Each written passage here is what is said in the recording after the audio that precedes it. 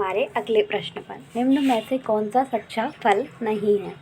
तो इसका आंसर है सेब। जब फल के निर्माण में अंडाशय के अलावा कुछ अन्य भाग भी शामिल होते हैं तो ऐसे फल को असत्य फल कहते हैं। जैसे सेब है, काजू है, नाशपाती है। पादप कली क्या है? पादप कली एक भ्रूणीय टहनी। वनस्पति विज्ञान में किसी अविकसित प्ररोह को कली या कलिका कहते हैं। यह किसी पत्ती के कक्ष पर या तने के अंतिम छोर पर उत्पन्न होती है। कॉर्क निम्नलिखित में से किस पेड़ से प्राप्त होता है? तो कॉर्क हमें प्राप्त होता है क्वेकर्स से। कॉर्क ओक नामक वृक्ष की छाल से प्राप्त होता है, जिसका वानस्पतिक नाम क्वेकर्स सुबर है। इस पौधे का उत्पत्ति स्थल भूमध्य सागरीय क्षेत्र है। कॉर्क अनियमित आकार का, पतली वित्ती वाला तथा मोम युक्त कोशाओं वाला होता है। लहसुन की अभिलाक्षणिक गंध का कारण है। क्या कारण है? सल्फर के यौगिक। लहसुन की अभिलाक्षणिक गंध का कारण होता है सल्फर के यौगिक। लहसुन की अभिलाक्षणिक गंध का कारण सल्फर के यौगिक हैं। इसके अलावा प्याज, सरसों के तेल आदि में भी सल्फर पाया जाता है।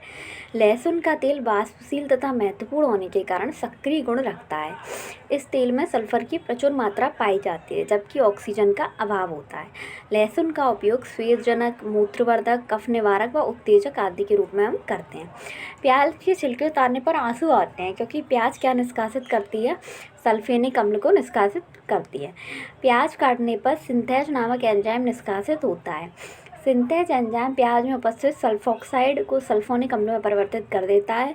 अस्थायी सल्फेनिक अम्ल अपने को पुनः व्यवस्थित कर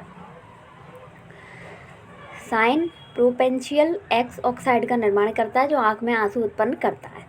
जीवन चक्र की दृष्टि से पौधे का सबसे महत्वपूर्ण अंग कौन सा है? पुष्प है। मिर्ची की तीक्ष्णता का कारण है कैप्सेसिन की उपस्थिति। लाल मिर्ची तीखी होती है क्योंकि इसमें क्या पाया जाता है? लाल मिर्ची तीखी होती है क्योंकि इसमें कैप्सेसिन उपस्थित होता है। नेक्स्ट प्रश्न पर आ जाते हैं हम।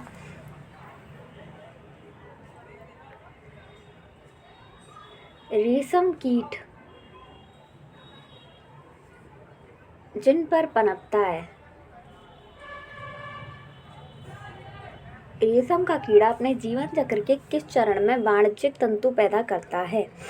तो प्यूपा में ये फाइबर ऑफ कॉमर्स पैदा करता है। रेशम का कीड़ा कोशित प्यूपा अवस्था में वाणिज्यिक तंतु यानी कि फाइबर ऑफ कॉमर्स को उत्पन्न करता है। लार्वा चक्र के बाद तैयार प्यूपा के बचाव हेतु अपनी लार ग्रंथि द्वारा स्थापित पदार्थ से खोल कोया तैयार करता है, जिससे रेशम की प्राप्ति होती है। रेशम का उपयोग हम किस में करते हैं? वस्त्र उद्योग में करते हैं। रेशम कीट जिन पर पनपता है वे क्या हैं? वे हैं शहतूत की पत्ती।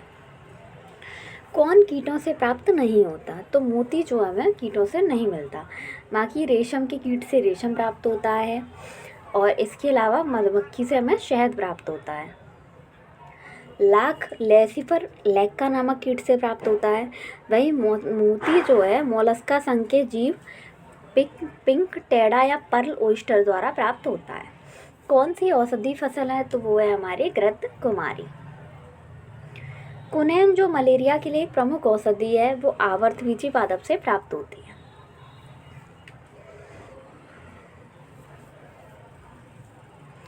मलेरिया रोग की प्रभावी औषधि कुनैन का निष्कर्षण किया जाता है। तो ये कुनैन का निष्कर्षण होता है हमारा सिनकोना की छाल से। कुनैन जो मलेरिया के इलाज में प्रयोग की जाती है, सिनकोना पादप की किस भाग से आती है? तो ये आती है हमारी छाल से। कुनैन सिनकोना पादप के किस भाग से आता है? फिर वही क्वेश्चन, ये हमें छाल से प्राप्त होता है। मलेरिया निदान हेतु आर्टीथर नाम की औषधि प्राप्त होती है, तो ये बीजी पादप से प्राप्त होती है। अब हम आते हैं अपने अगले प्रश्न की तरफ।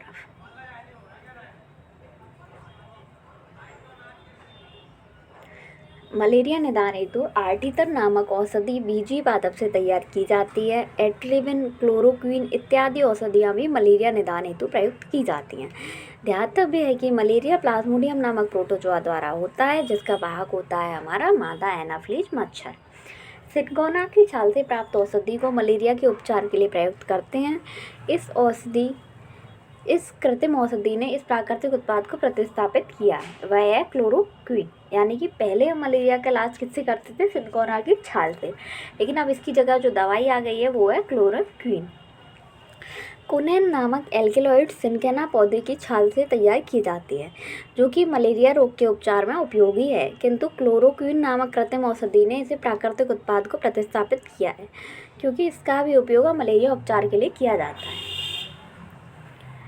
किस समूह के जीवों का डूबने से हुई मृत्यु का पता लगाने में महत्व है? तो यह है डायटम। एक कोच की डायटम जीव समूहों का प्रयोग सोलुइन 350 परीक्षण में डूबने से हुई मृत्यु का पता लगाने में किया जाता है। सहतूत का फल है। सहतूत का फल क्या है? सोरोसिस है। निम्नलिखित रेशों में से कौन पौधे के तने का उत्पाद नहीं है? तो कपास जो है वो तने से प्राप्त नहीं होता, बाकी सन, पटसन और जूट तने से प्राप्त होती हैं। कपास क्या है हमारा? कपास को फलों में स्थित बीज के बीजावरण से लगी रेशों से प्राप्त करते हैं। लैग हीमोग्लोबिन पाई जाती है, तो ये पाई जाती है लेग्यूम मूल ग्रंथियों में। मानव निर्मित धान्य है जो प्रकृति में नहीं पाया जाता, तो यह ट्रिटिकेल। कौन सा अनाज मानव निर्मित है? तो ये ट्रिटिकेल है।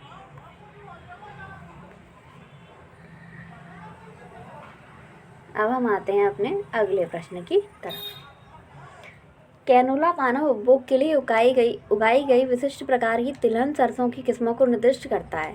इन किस्मों की मुख्य विशेषता क्या है? तो ये IAS का क्वेश्चन है, नई एग्जाम में पूछा जाएगा। सूक्ष्म जीवाणुओं को देखा जा सकता है। किससे देख सकते हैं हम? कंपाउंड खुर्दबीन द्वारा या कंपाउंड दूरबीन द्वारा। स्पंजी टिश्यू एक ऐसी गंभीर समस्या है जिसके कारण आम की जिस प्रजाति का निर्यात को प्रभावित हो रहा है वह है अल्फांसो। कुछ जीवाणु अपना भोजन संश्लेषित कर सकते हैं। इन जीवाणुओं में हरा पदार्थ जो हरित लवक कहलाता है पाया जाता है। तो पहला कथन सही है, जबकि दूसरा क्वेश्चन हमारा कैसा है? गलत है। अब हम आते हैं अपने अगले प्रश्न पर। सूक्ष्म जीवाणुओं के बारे में कौन सा कथन सत्य है? तो ये जीवित व मृत की सीमा रेखा पर होते हैं, ये गलत है, क्योंकि ऐसा विषाणुओं में होता है। ये वनस्पति व जानवर की सीमा रेखा पर होते हैं, ये भी गलत है। ये फूल देने वाली व फूल ना देने वाली वनस्पति की सीमा रेखा पर होते हैं, ये भी गलत है। अतः डी होगा इसका आंसर। जीवाणु सबसे सरल, अति सूक्ष्म तथा एक कोश की आद्य जीव हैं, जिन्हें मोनेरा जगत में रखा गया है। जीवाणु हमारे लिए लाभदायक एवं हानिकारक दोनों प्रकार के होते हैं तथा इनका अध्ययन जीवाणु विज्ञान में किया जाता है। मरुस्थलीय पौधों के जड़ तंत्र काफ़ी लंबे होते हैं। मृदा का उच्च तापमान जड़ विकास को प्रोत्साहित करता है, तो ये ए सही है, किंतु आर गलत है। मृदा का उच्च तापमान कभी भी जड़ विकास को प्रोत्साहित नहीं करता।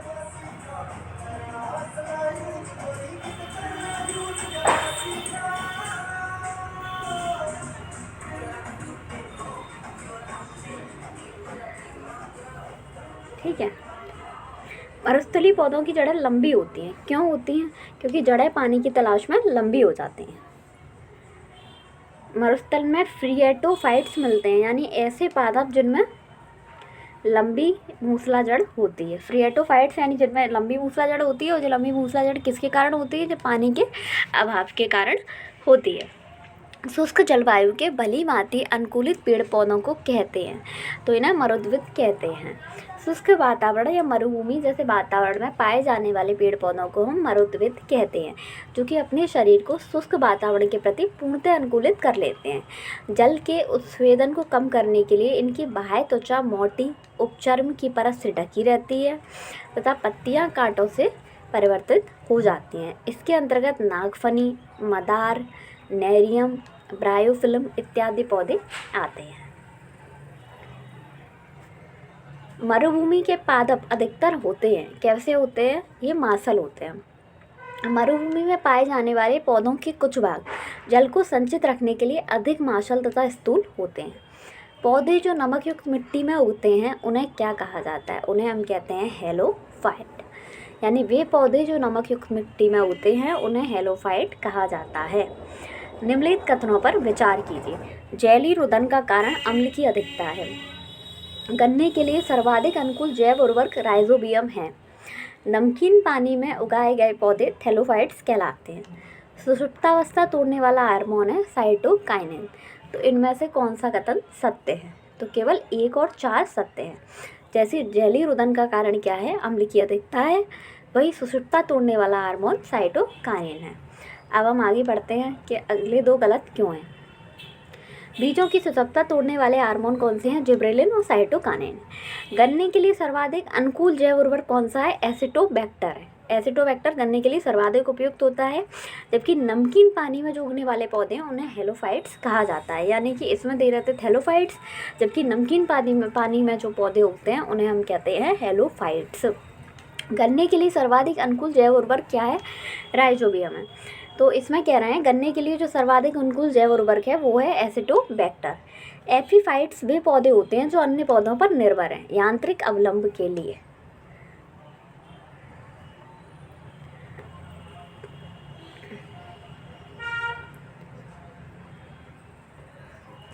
जल की अधिकतम मात्रा जिसकी पौधों को आवश्यकता होती है वह उसे अवशोषण निम्न के माध्यम से करते हैं। जड़ों के बालों से। पौधे अपनी जड़ों की बालों द्वारा भूमि से जल का अवशोषण करते हैं। जड़ों के बाल एक प्रकार की पतली वित्ती वाली एक कोश की संरचनाएं हैं। जड़ों के बाहरी भाग एपिडर्मिस से निकलती हैं। हाइड्रोफाइट कहते हैं, किसे कहते हैं? एक जलीय पौधों को हाइड्रोफाइट कहते हैं। पौधों द्वारा ली गई विकीर्ण ऊर्जा निम्न परिणाम देती है। तो जल का प्रकाश अपघटन देती है। पौधों द्वारा ली गई विकीर्ण ऊर्जा का परिणाम जल का प्रकाशीय अपघटन होता है, जिससे जल के अणु टूटकर हाइड्रोजन व ऑक्सीजन गैस बनाते हैं। इसमें H2 आयन इलेक्ट्रॉनिक वाहक का कार्य करते हैं। जल का प्रकाशीय अपघटन प्रकाश क्रम में संपन्न होता है। निम्न में से किसका सही सुमेल नहीं है, यानी इनमें से गलत बताना है। तो स्वजीवी उत्पादक होते हैं, यानी वे पौधे जो अपना भोजन स्वयं बनाते हैं वो स्वजीवी होते हैं और उत्पादक कहलाते हैं। मृतोपजीवी विबंधक होते हैं, ये भी सही है। और परोपजीवी यानी जो दूसरे जीवों पर अपने भोजन के लिए निर्भर रहते हैं वो उपभोक्ता होते हैं। इसका डी आंसर होगा हमारा गलत। ठीक है, अब हम देख लेते हैं तृणभक्षी क्या होते हैं। तृणभक्षी गौण उपभोक्ता ना होकर प्राथमिक उपभोक्ता होते हैं, यानी कि जो शाकाहारी होते हैं उन्हें तृणभक्षी कहते हैं। प्रथम पोषक स्तर के अंतर्गत आते हैं हरे पौधे आते हैं। आर्कीबैक्टीरिया के एक समूह को उत्पादन के लिए उपयोग में लाया जाता है। एल्कोहल के उत्पादन के लिए हम आर्कीबैक्टीरिया का यूज़ करते हैं। अधिकांश कीट श्वसन कैसे करते हैं? तो ये वातक तंत्र से श्वसन करते हैं अधिकांश कीट।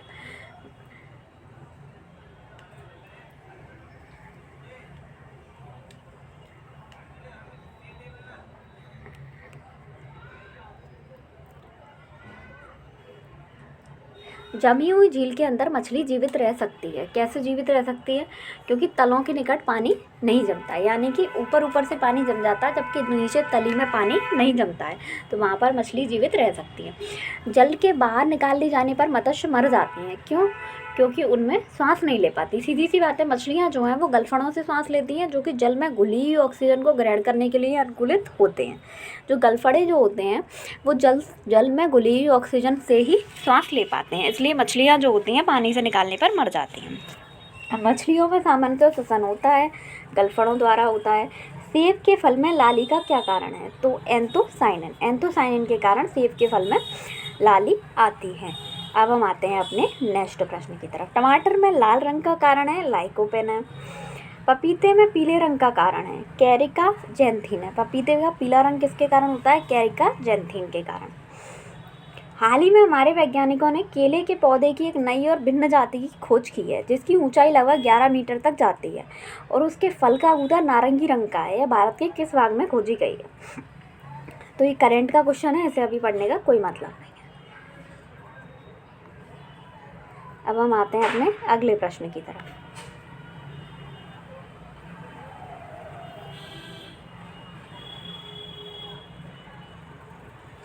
किन जीवित प्राणियों का कौन सा समूह एक ही स्पीशीज से संबंधित है?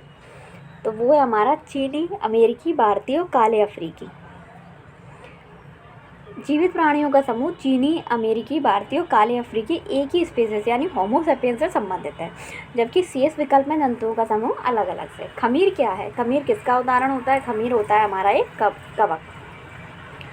भोजन बनाने में भी हम खमीर का यूज़ करते हैं, जैसे डोसा वगैरह, इन सब के लिए खमीर उठाया जाता है। खमीर एक कोशिकीय सूक्ष्म जीव है। शर्करा युक्त कार्बनिक पदार्थों में बहुतायत में पाए जाने वाला एक विशेष प्रकार का कवक है।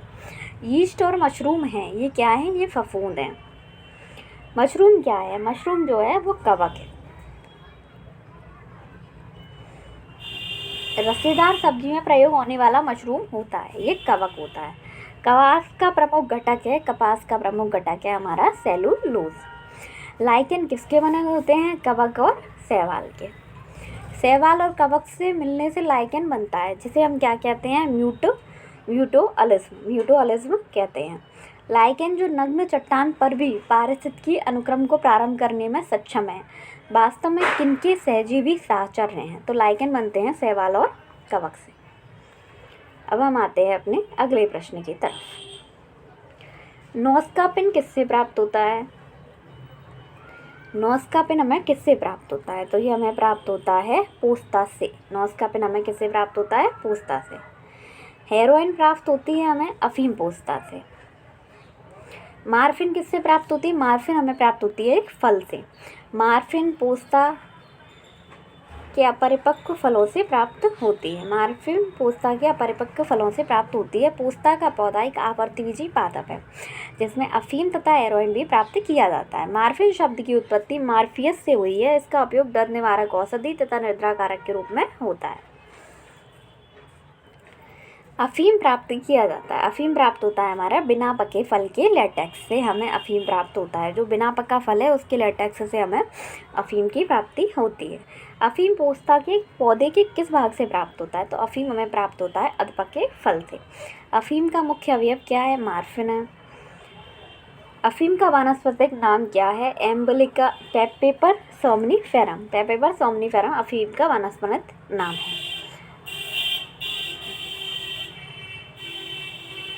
और यहाँ ये हमारा चैप्टर 3 वर्ग की कंप्लीट होता है।